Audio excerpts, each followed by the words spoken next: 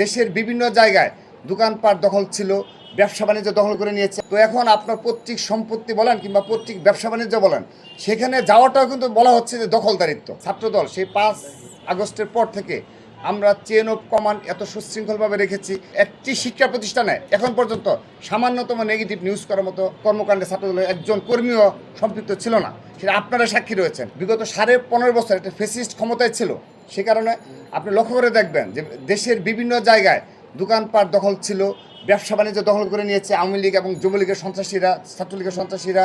তারপর আপনি চাঁদাবাজ এবং কোনো আইনের শাসন বলে কিছু ছিল না কিন্তু সারা বাংলাদেশে। তো এখন আপনার পৈতৃক সম্পত্তি বলেন কিংবা পৈতৃক ব্যবসা বাণিজ্য বলেন, সেখানে যাওয়াটাও কিন্তু বলা হচ্ছে যে দখলদারিত্ব। কিন্তু আমরা কিন্তু সেগুলোকে প্রশ্রয় দিচ্ছি না। ছাত্রদলের কোনো নেতাকর্মীর কিংবা বিএনপির পরিবারের কোনো নেতাকর্মীর যদি দোকানপাট দখল হয়ে থাকে কিংবা জায়গা জমা সম্পত্তি দখল হয়ে থাকে, সেগুলো অবশ্যই প্রশাসন